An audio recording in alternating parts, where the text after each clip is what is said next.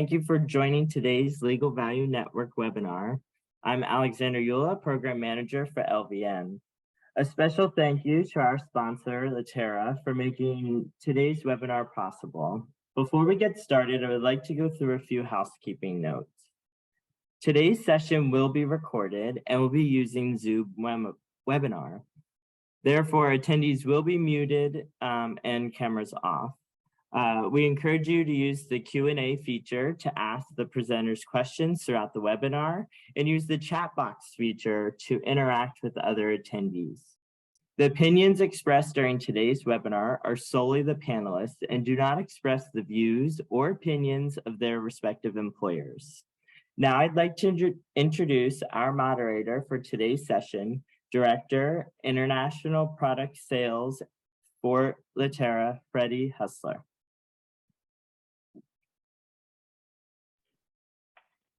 Yeah, thanks, Alexander. Is it easy for me to share my screen from yours now? Yeah, great. I will share my screen and we'll get going on today's webinar. So I should have that shared now. Yeah, thank you everyone for joining. We're very excited to have everyone on this webinar today. We have a great panel of speakers with us to really talk about thinking outside the time card. So what we'll do is go around the table, virtual table, and introduce ourselves. So we have Jessica Davies, Michael Golet, and Yolita Rukaitiet. So Jessica, would you like to introduce yourself and who you are, where you work, and what your role is at McCarter English? Yep, absolutely. So my name is Jessica Davis. I'm Director of Matter Performance and Service Innovation here at McCarter and English. Our department is relatively young. We started right at the beginning of the pandemic, and within our function includes LPM. And we really use time cards a lot. We kind of view them as a key to getting a lot of information that otherwise would be completely unavailable or we'd have to run down individually. And kind of one of the things that we always try to achieve is like, we're kind of like thieves in the night. You know, we go in, we're going to make your life easier, we're going to make things better, and if we've done our job right, you wouldn't even have noticed that we were there. And that is kind of one of our selling points, because obviously practicing attorneys have a lot of other things on their plate. They don't want to have to worry about things like this, and really robust time entry narratives help us do that. Brilliant, thank you. And Michael, do you want to introduce yourself? Sure. My name is Mike Goulet. I'm the Director of Pricing and Legal Project Management at Brown Rudnick. I'm fairly new to the firm, going on about 2 months now. I'm the first Director of Pricing. We're starting pricing and LPM here at the firm with the hopes of, refining and innovating the firm's pricing, its offerings, and how we communicate with our clients. I spent 12 years at WilmerHale, growing pricing there, starting out as an analyst and working my way up to director. And similar to Jessica, I like to say that regarding time cards, the devil is in the details. You can't really,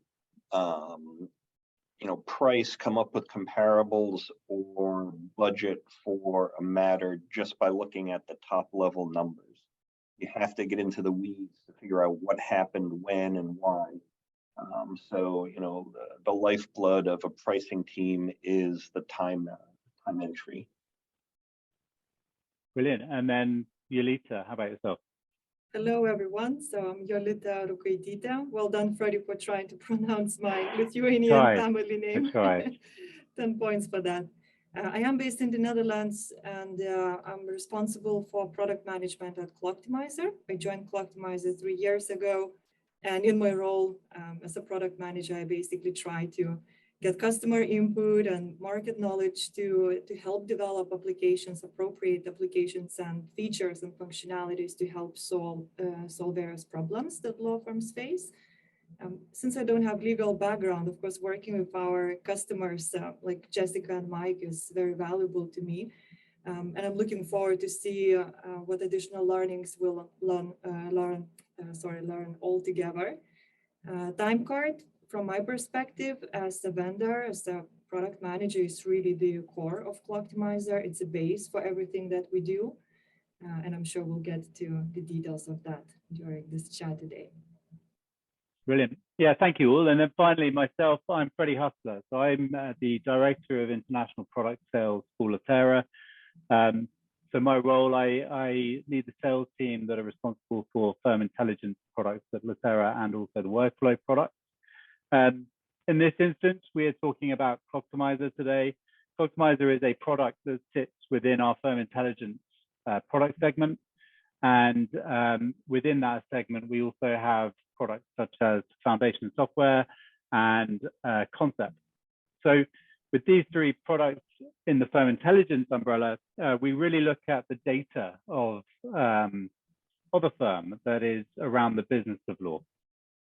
So in particular with Clocktimizer, we're looking at time card entry and the value that time cards have within a firm. So today, we really want to be going into a bit more detail around what is Clocktimizer. Well, Clocktimizer is an algorithm that is connected to time cards narratives. So we want to talk a little bit about that, but then we want to understand the actual value of narrative data and how that might be important to you. So there's going to be a bit of collaboration in today's webinar, both from the panel, but also yourselves as delegates, so that we can really understand, what is it our panelists are doing today with time card data, how is it providing insight and value, but then looking in further to the couple of use cases.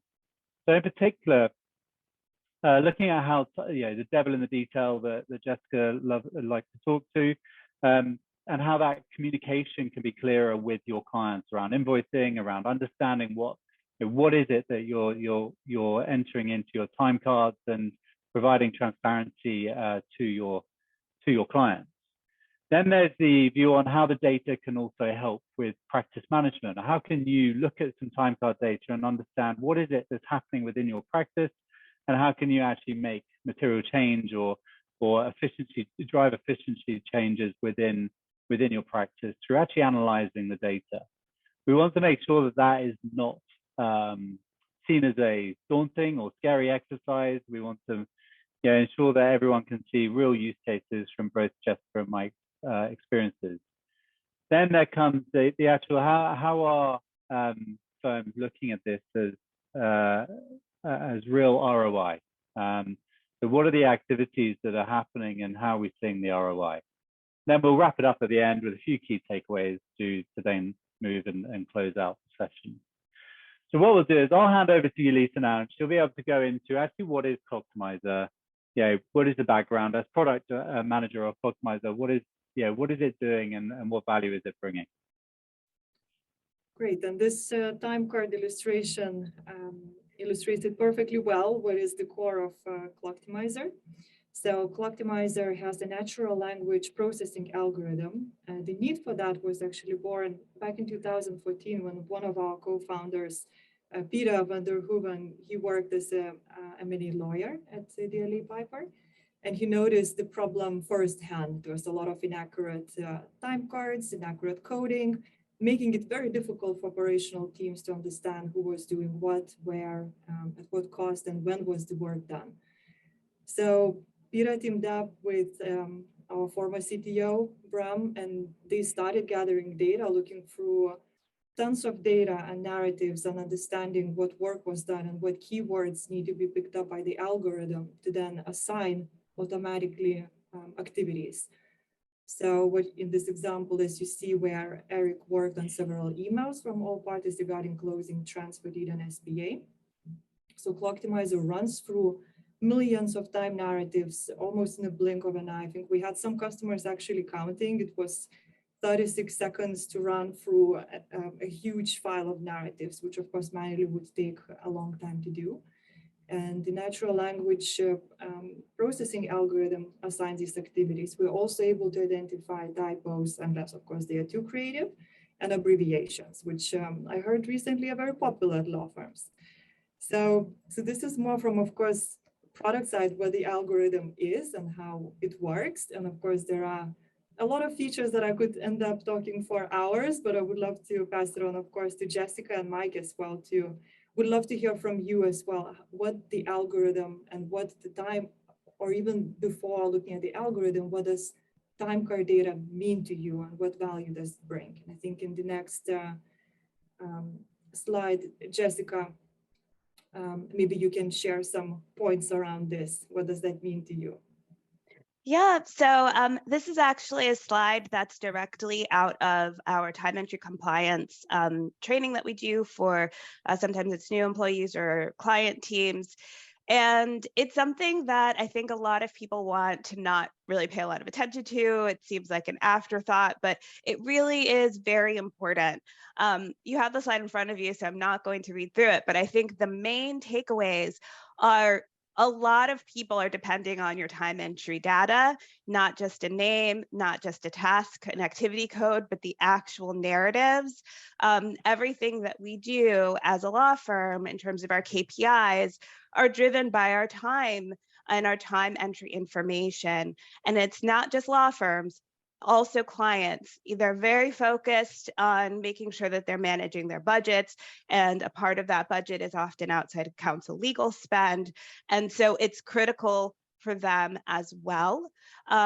We also just generally at our firm, our position is contemporaneous and accurate timekeeping is an ethical obligation. We have an obligation to have reasonable and appropriate fees.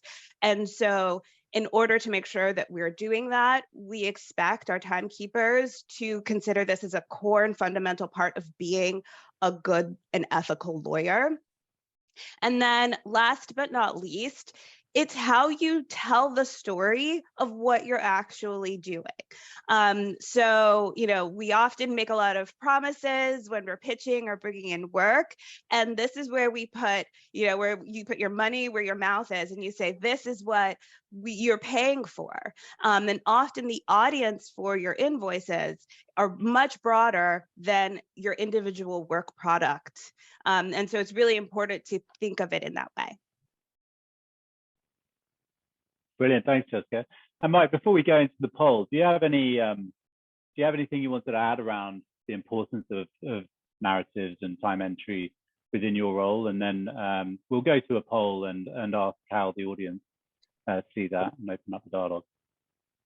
Yeah, I think what I would add is I would generally second everything Jessica said, but in particular, specify that time cards touch multiple areas of the firm. It's not just a task you have to do to get the bill out the door.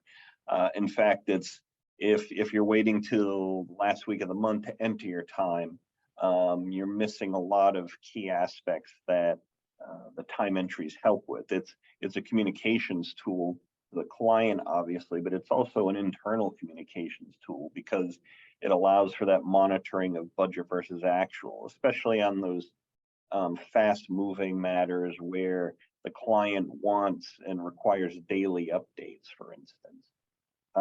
In addition, it allows for, and this is something we'll get into a little bit more detail later in the presentation, but it allows for practice management, for instance, who's working on what? Are people busy? Are we pitching a new potential case? Do we have the staffing for it?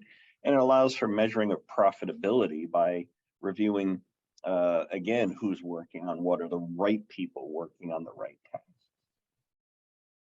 Brilliant, thank you. And we'll go into the poll now. So hopefully you'll all see a poll question come up and ask you, do you use Timecard Insights today? So whilst we give you a minute to complete that, I think I've got a couple of thoughts or questions perhaps for the panel. Around this, so we're obviously, the algorithm Yulita is pulling from the narrative. And I guess when we're looking at that, the key to the narrative is the detail within, right? So those the keywords that we're putting in. What would you say is the biggest value in reading the narrative in your world versus perhaps what more traditional time card systems are using around placing task codes? Well, I think it's level of granularity. So phase and task codes and activity codes are at a really high level. And one of the things that we try to do is identify opportunities for improvement, identify ways that we can do things better, more efficiently, or what have you. And it's hard to do that without looking at the narratives. And often the narratives answer the question why as well. So if I'm looking at an invoice and I see that it took someone 3 hours to do something that I thought should have been 5 minutes, looking at the time card narratives can give me some indicator. Maybe it was a particularly large document. Maybe it was a contentious conversation. These are all things that are not captured by the categories that we typically have. Okay, interesting. And we got the results. Whilst you gave that answer, the results came up. So I'll move over, and we have these results. Do you use time card insights? And we've got a bit of a split. We have 61% of the audience yes, and 39% no.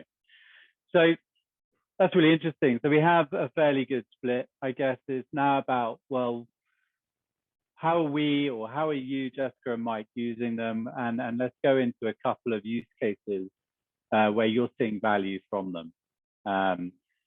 So I'll bring up this slide around the invoicing being a form of the client communication. What is it about narratives and the detail of narratives and the categorization of what Clocktimizer is giving you that is enabling you to drive more value and communicate more clearly to your clients? Yeah, well, like I said, we make a lot of promises when we're bringing on engagements, and really it's our opportunity to show that we are following through and we are taking ownership of those things that we assured that we would do for the client. And to Mike's point, making sure that the right people are doing the right things at the right time with the appropriate client engagement and approval. The thing that I think is super important is things like the Clocktimizer algorithm, or just even manual human review. It's a garbage in, garbage out type thing. So it's important that a time entry narrative says who did what, when, why, and some of that can be picked up by work date and stuff like that. But a lot of it, particularly the why and the specific what, really needs to be in the narrative. And I think sometimes we just need to ask ourselves, would we send this in an email to a client? If you wouldn't send that in an email to a client, it's not the way that you should write your time entry narrative. And we've been able to be brought into engagements where maybe things weren't going the way that we had hoped, whether it be a budget issue or a fixed fee arrangement. And you're able to look at the time entry narratives, use Clocktimizer to kind of hone in on areas to target for a little further review, and then make changes. Ask the right questions, things like that. Okay. I might add to that. Mike, yeah, yourself. Yeah, I might add to that it's also a sort of a safety for the firm as well. It's a trigger for the communications that should be happening before the invoice. If the client is learning something that you've done by reading the invoice, then it's almost already too late. What I mean by that is, many pitches, obviously, we all know that the clients are asking for fixed fees up front, or for an estimate that they say is just an estimate, but once they see the number, they hold you to it.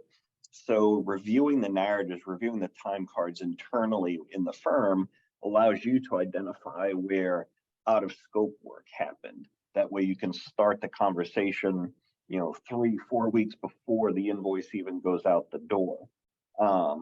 The idea that the client reading the invoice is the first communication, that's typically where you will not be able to increase your fee. If you're talking with the client, being open with them, if they said to you, we anticipate no more than 5 depositions, and you can identify 8 or 10 or however many in the invoice already in the narratives, then you call the client and say, this is going out of scope. We need to discuss adjustments.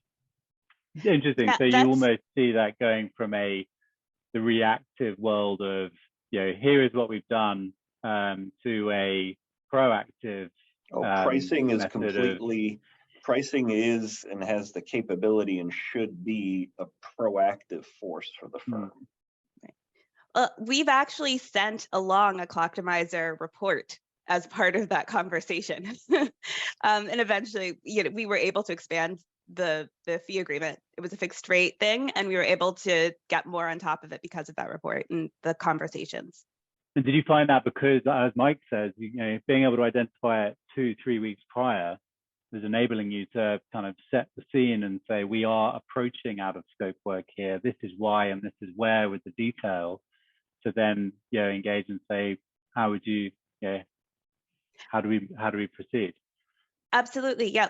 We were able to flag early on, and then the report allowed us to provide the level of detail that our in-house counsel needed in order to escalate it up her chain for additional approval. I think one funny comment you could make also is obviously many clients, and I'm sure Jessica, you can attest to this, clients will hammer the firms on stop having so many meetings. You're wasting my fees by talking all the time. So we're reviewing the narratives, and we see there's a bi-weekly or bi-monthly team meeting, right? Once every 2 weeks, the team gets together. But in looking at the narratives, the client is calling 3 different partners an hour a day or several hours a week, and we can go back to them and say, look, we're spending so much on communications because you're calling us. So they don't want to pay for it, but we have the validity to say, well, it's driven by you. Yep, brilliant. Absolutely. And then Elisa, do you have anything to add around the categorization of time card data and how Clocktimizer provides that?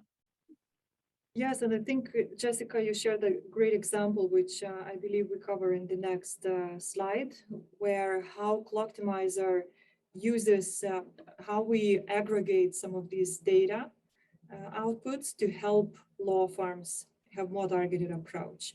So one thing is, of course, to have the time card data. Hopefully it's as clean as possible. We analyze it quickly, but then how do we make it possible for firms to surface up the right areas to look at first? So one way we do that is when we run through the narratives, when the algorithm does that, we identify keywords that are either very definitive, for example, share purchase agreement, due diligence on closing. I don't know, you, Michael and Jessica, you would give more practical examples in this case, but we have keywords that actually are definitive and clear. In that case, we assign a green color to that time card and we say we identified a clear keyword. In some cases, we have very vague narratives where say I'm calling John or dealing with a few emails, replying to drafts about something, but we don't really know what it is, just a little bit of a hint. In those cases, we mark the narratives or the categorization as vague, orange, and the red one is uncategorizable. Even if you have technology, even if you have the right processes behind the technology and the right supporting teams, if you have a narrative where you say various activities, there is little that a technology or a team can do. And then to your point, Jessica and Mike, if we are able to spot, okay, where do we have the most of green or red areas? Which clients are they under? That's basically the link to help solve that problem. And maybe you can add as well, Jessica and Mike, on the topic. Well, this is one of my favorite things in Clocktimizer, so I'll speak up. I am not reading time entries every single day. Like, I don't know who has the time to do that. So having the narrative quality, I don't know what black magic they use in the background to get this, but it's super helpful. And for different clients, I may have a certain threshold where I'm like, okay, it's fine as long as we don't have any red, or I may say it needs to be 100% green because of this particular client or the use that we have in mind for the time cards. But it allows me to see who's struggling with their time entry and address them specifically without waiting until the end of the month and like getting an invoice or a pro forma and then having to figure it out from there. Right, and maybe just a little deeper dive on the strategies you choose to go around that. So in this example, we have where you can zoom in on granular names, but then of course the question is, will these people be receptive? Do we want to go that route? You could have a higher level overview per practice by timekeeper level, perhaps. How do you decide which approach will you take to help improve this going forward? What I would say is it really starts just like layers of an onion, starting firm level and drilling down to the different components. And you mentioned, Yolita, practice level, looking at department practice, billing partner, et cetera. But it also does get down to that individual timekeeper. And what that says is another aspect of pricing that sometimes we don't necessarily put enough emphasis on because we have so many other things to do, but pricing really is a training ground as well for the attorneys. This is direct bottom line impact that if you're looking at these red uncategorizable, if the system can't read them, there's a pretty good chance that the client doesn't want to pay for them. And even the orange, and honestly, some of the green as well, but it's really the case that you can train the attorneys on proper narrative writing, on being specific, on not using abbreviations. Simple things, low-hanging fruit, creates less write-offs or prevents write-offs. Right. Most of us have OCGs where they explicitly say that the narratives must not be vague. They must be descriptive. So this gives us a really easy way to monitor that.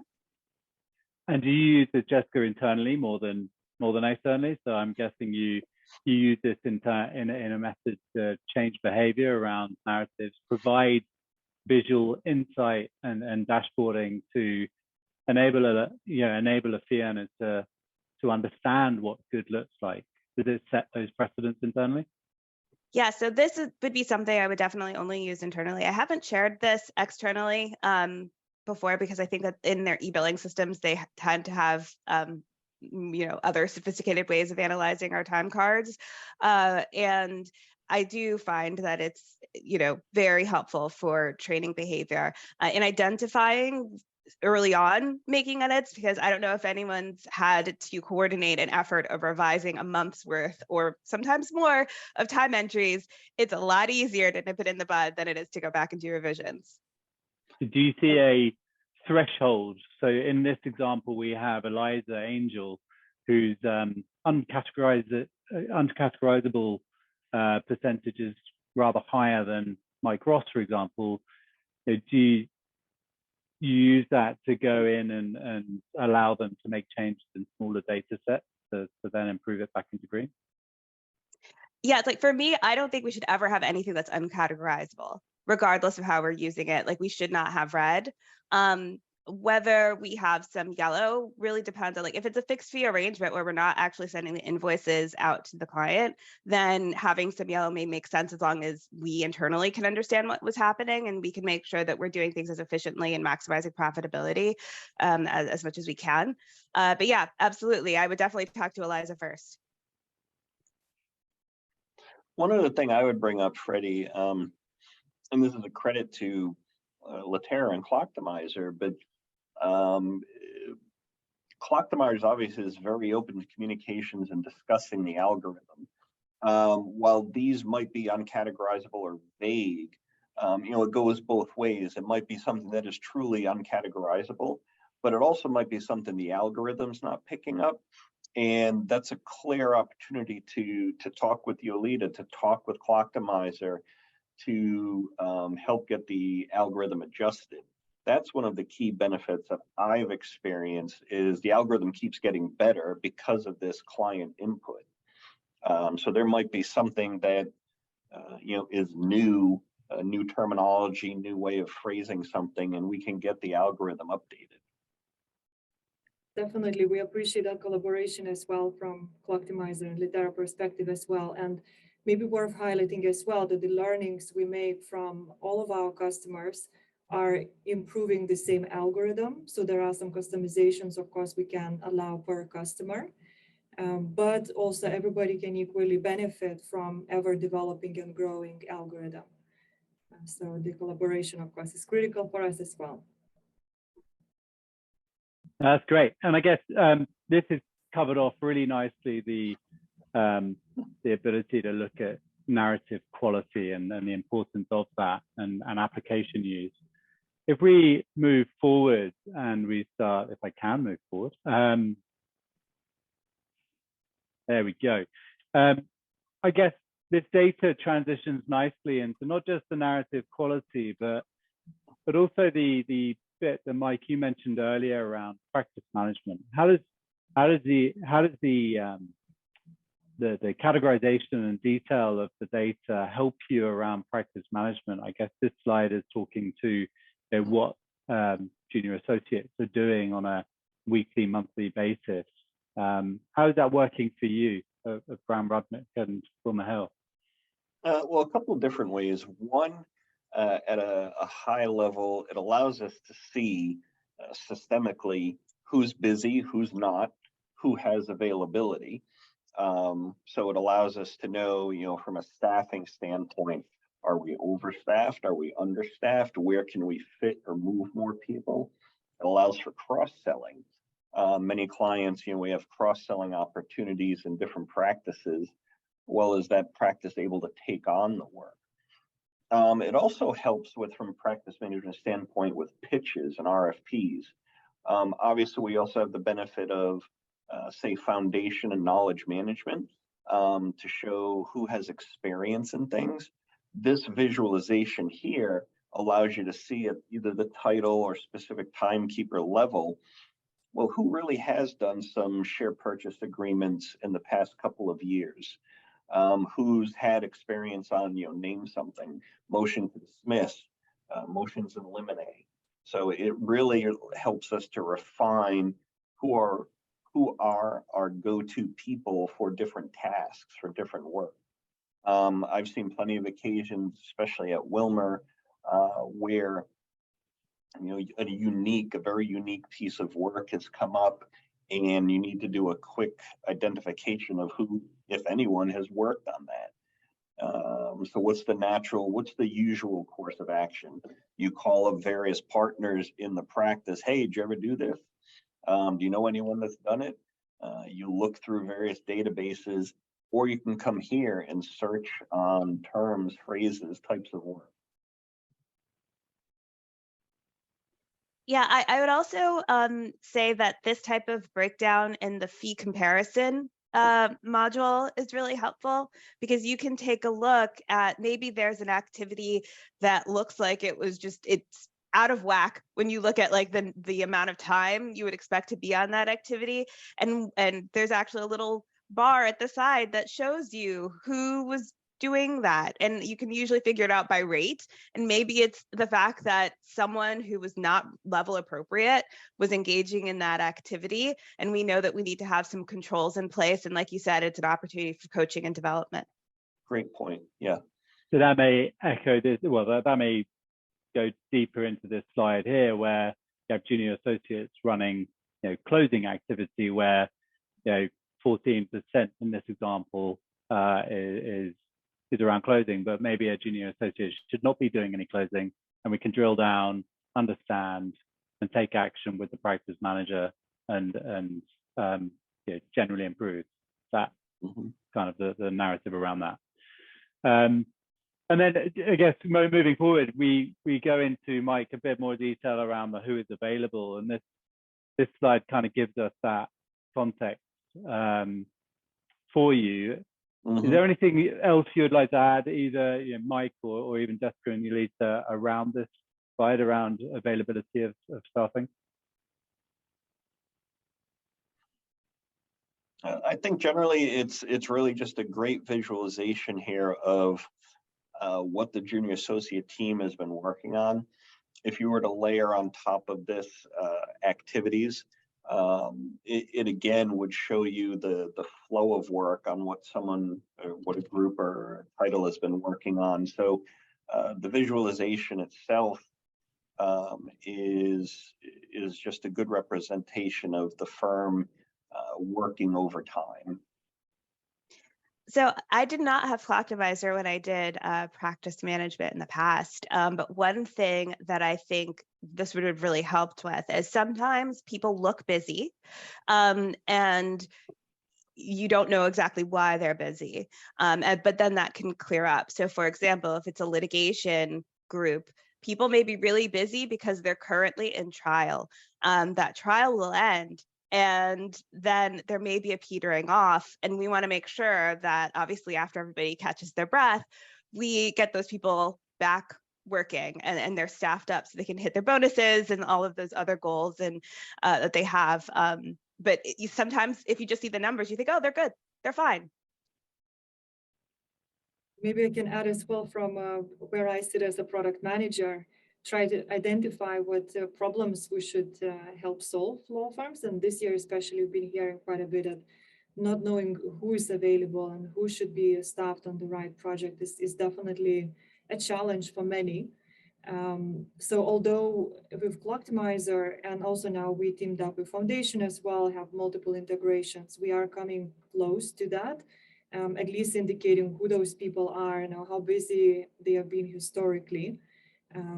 So of course, if any of you in the audience as well have any ideas or feedback for us, how to improve this, or if you think this is a perfect solution for you for that piece, would love to hear your thoughts to help us continue, of course, developing solutions that help with the staffing piece. Yeah, thanks, Julita. And I guess before we move on, is there anything else, Mike and Jessica, you would add to this component of the webinar, which is around practice management and drilling into the data? Is there anything else you'd want to kind of add or segue into? From a practice management standpoint, maybe not specific practice management, who, timekeepers and who's working on what, but also just general practice analysis. Again, we're not just looking necessarily at individual matters, which certainly is a powerful capability here, but it's also drilling up. We can look at the clients, specific clients, we can look at the practices, and performance of practices is very important and a very capable tool to use for that. So I would not forget that aspect of Clocktimizer. Well, and kind of, oh, sorry, go ahead. No, you go ahead, Jessica.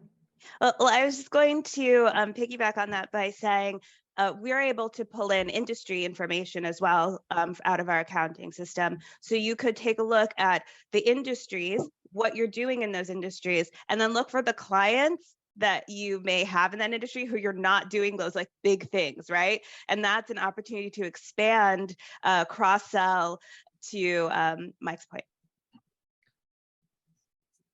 And I was going to say that in the next slide, we illustrate that kind of overview of higher level per practice area. So it's interesting, of course, you could look at data, whether you want to see the areas where the problems are and where you need to focus on first. Like in this case, we can talk a little bit more about write-offs, for example. Or like you mentioned, Jessica, it's an interesting angle as well. Like maybe we feel we're doing well, but where can we expand our business? So interesting two approaches. What are we going to do with our data to win more or to just save more from the current situation? And I guess that segues really nicely into our final point on the agenda, which was really around the ROI of let's call it ROI of analyzing the time card, because I think when we look at this, we look at a few areas around improving your write-offs. We look at it around how you can be smarter with resourcing. We also then, as you say, Julita, how do you stand a greater chance of winning a pitch through greater accuracy in pricing or scoping? There's real ROI there, and I guess Jessica and Mike, how does that relate in real terms to within a firm? How do you guys see that and report it? Well, so yeah, I can definitely say that looking at write-offs is a good one. This example, I think, hits the nail on the head for that. It can actually be to the tune of tens of thousands of dollars each month for even just one client or one matter. If you take the opportunity to look at the time entry narratives and address those issues proactively. And then, you know, obviously the opportunities where you're able to flag issues that may come up that are out of scope. Now we're talking about millions of dollars in one, just like one interaction even. So, you know, we are very client aligned and client focused. So we're often measuring this from the client perspective or the matter perspective, but I can imagine that it would be similar for practice management. Yeah, and Mike, how about yourself? Yeah, I certainly agree with that. I mean, it's again proactive, giving us the proactive capability to nip something in the bud. Just going back to, are we working on the right, are the right people staffing the right tasks?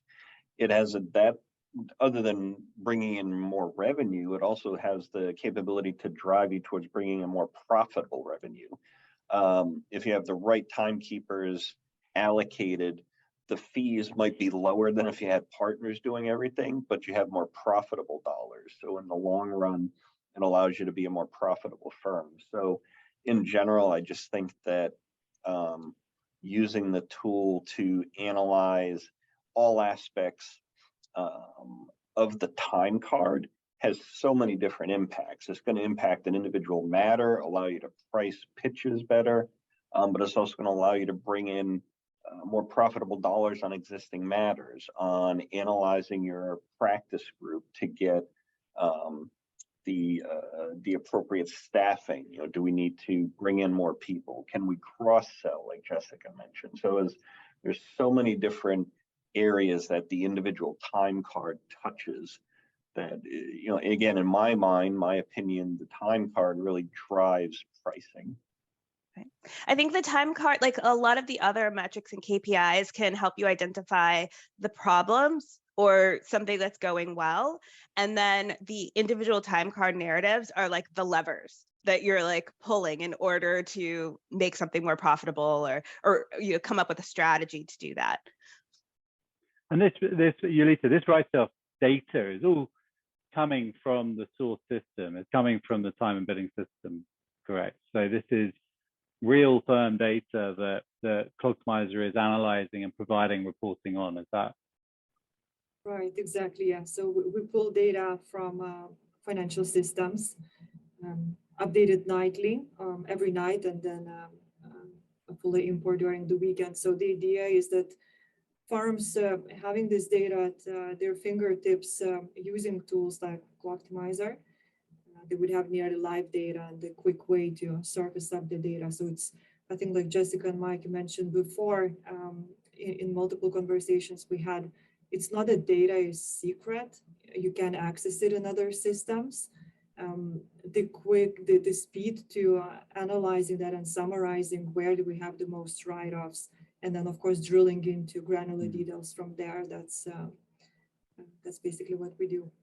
So this graphic, to just articulate this a little bit more, we've got the total write-offs within the firm of 392,000, with 33.2% of that sitting under, you know, litigation, right? So we drill into that, and it takes us into the right-hand pie chart, which is telling us the total write-offs in litigation, and then which office that is, you know, is attributing to the most write-offs. So again, in this example, we can go, Hong Kong is the highest rate of write-off within litigation within the firm globally.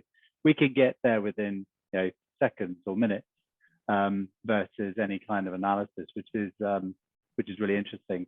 Then I guess for me to kind of start the wrap up on this, given the time, but looking at how we go back to the practice management and looking at their allocation of time and who is doing what activity, yeah, allows you to understand who is, you know, whose work or whose practice is perhaps most responsible for the highest write-offs. We can start, you know, strategizing why.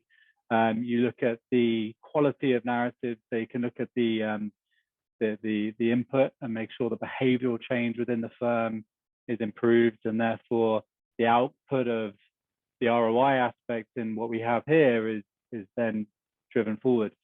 It really is resonating with me in particular.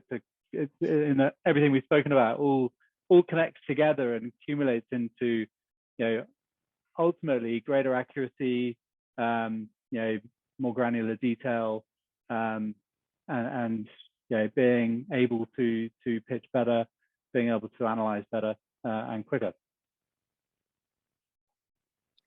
Yep, yeah. Absolutely.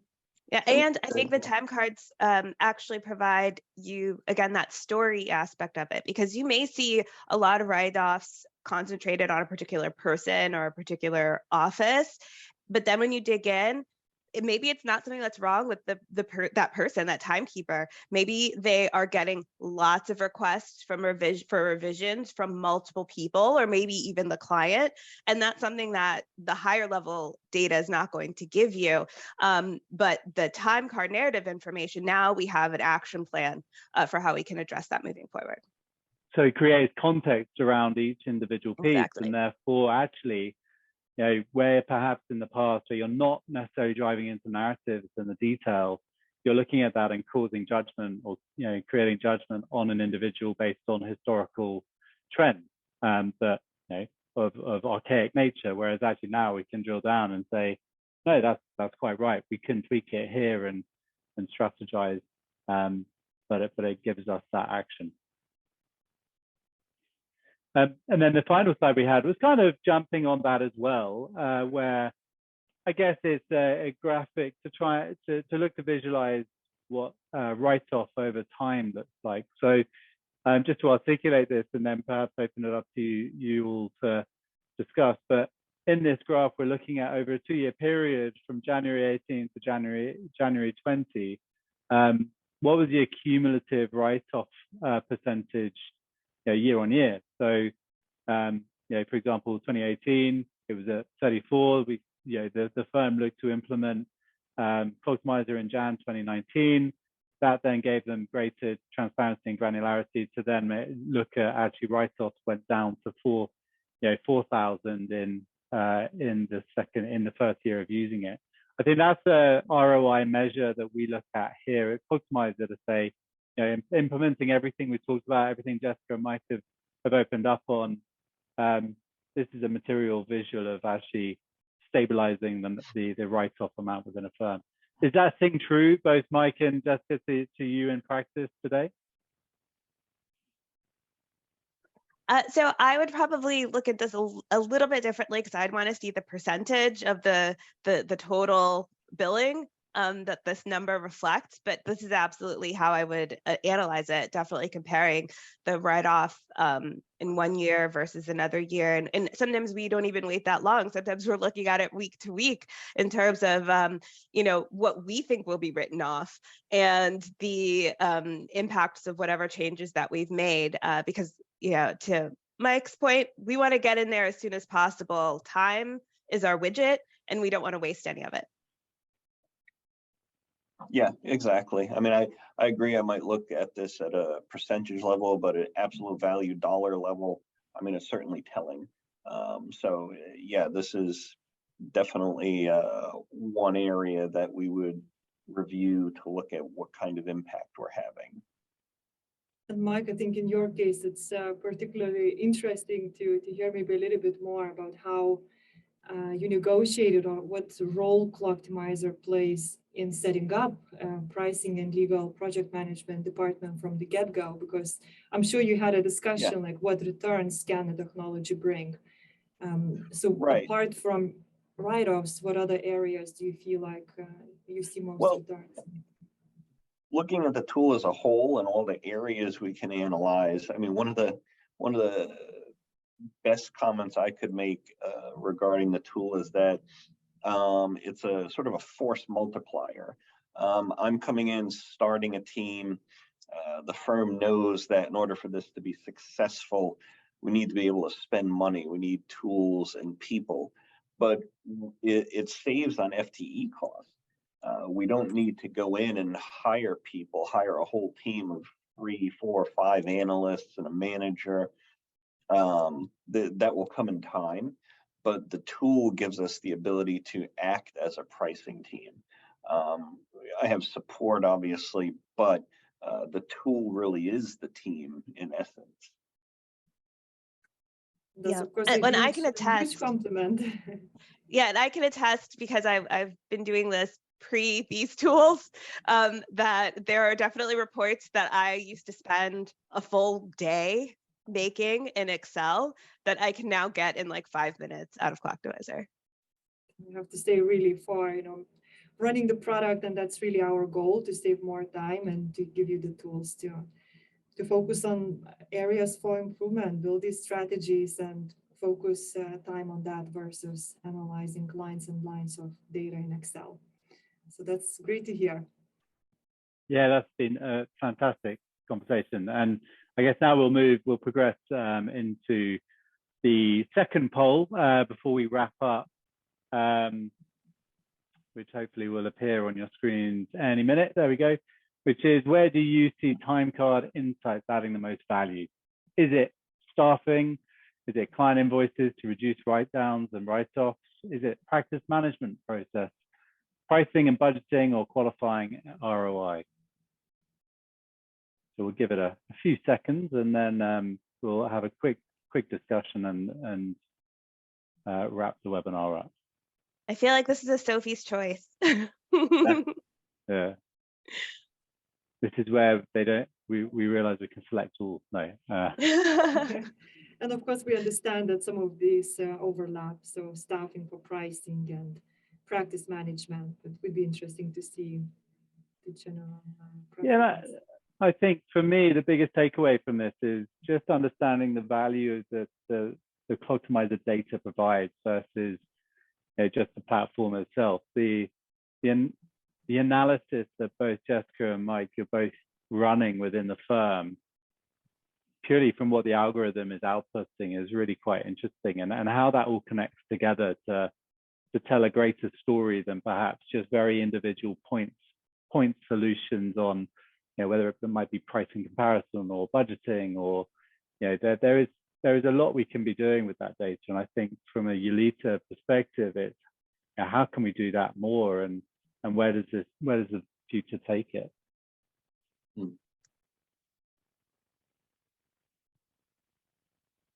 Right, the poll is closed. Here we go. Wow. Well, Pricing and budgeting. By a Pricing and long budgeting, shot. we're in at 93%. Interesting. I find that interesting because a lot of what we do is staffing and client invoices. So interesting. It certainly makes sense to me that the tool has great budgeting capabilities. I think I would add to the attendees, don't ignore the other ideas of staffing and practice management, because those are bottom line impacting concepts that the tool is useful for.